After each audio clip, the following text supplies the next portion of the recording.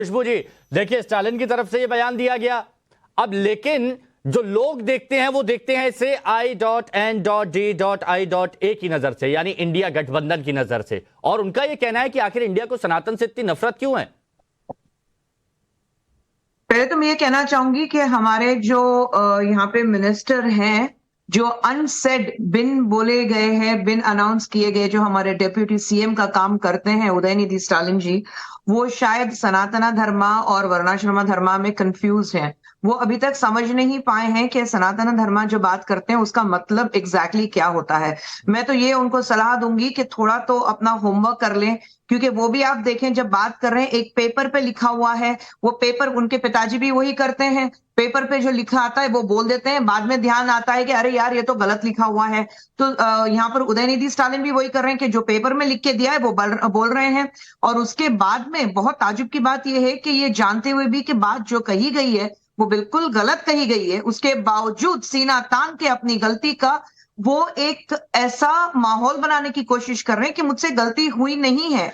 मैं कहूंगी कि अगर उदयनिधि स्टालिन कहते हैं कि मुझसे गलती नहीं हुई है, और अगर आप सनातन धर्मा जो हमारा नेचुरल और बिल्कुल basic way of living life है, वो सिर्फ हिंदुइज्म की बात नहीं करता है, जो सनातन धर्म है वो इंक्लूसिव दुरुस्त होनी चाहिए कि नहीं होनी चाहिए। खुशबू जी, बहुत कुछ बेसिक मैं आप बोल रहे थे भाई साहब राहुल जी, आप बोल रहे थे, मैंने आपको बीच में टोका नहीं, एक बार मैं बोलूं अपनी बात खत्म करूं। बीच में अपना डाल दिया है कि जो सनातन में कुछ कमियां हैं उसको दूर होना चाहिए।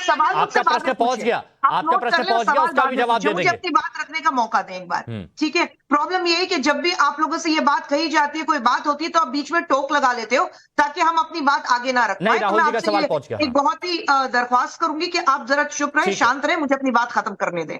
तो ये सनातन धर्म जो हम कहते हैं वो इंक्लूसिव है। आज बताइए हिंदुस्तान में हिंदू के अलावा हिंदुस्तान का धर्म कौन सा माना जाएगा?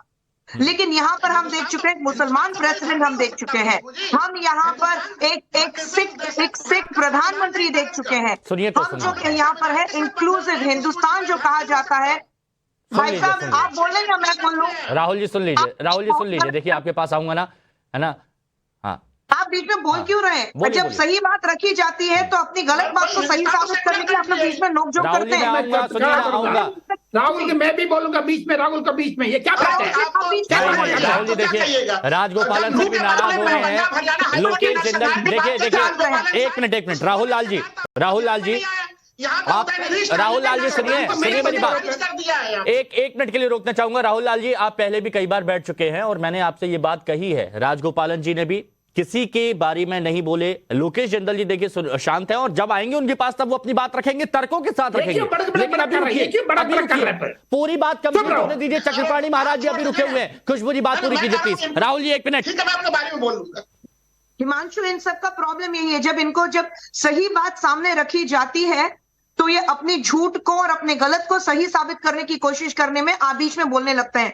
तो मेरे ख्याल से राहुल जी कुछ गलत मतलब वही कोशिश कर रहे हैं। जब सही बात सामने रखी जा रही है तो उसकी बात हम करते हैं कि यहाँ पर जो है वो जो एक गलत फहमी का शिकार होकर बैठे। मैं तो यही कहूंगी कि आज तमिलनाडु में जिस तरह से पिछले 3 साल में हम कह रहे हैं कि डीएमके जो एक गवर्नेंस बॉडी है वो जिस तरह से फेलियर हुई है, जैसे राजगोपाल जी ने बिल्कुल सही कहा है कि हमारे जो चीफ मुख्यमंत्री हैं वो दिवाली के वक्त यहाँ के लोगों को एक ग्रीटिंग्स भी नहीं देते हैं कि चलिए आपको दिवाली है जो पूरे हिंदुस्तान में बड़ी शोर शराबा से मनाई जाती है, यहाँ पर तमिलनाडु में हम हर लोग दिवाली मनाते हैं, उनको एक ग्रीटिंग्स तक नहीं दी जाती है। और आप ओणम पे जो केरला का फेस्टिवल है वहां पे मलयालम में आप उनको ओणम की शुभकामनाएं दे रहे हैं।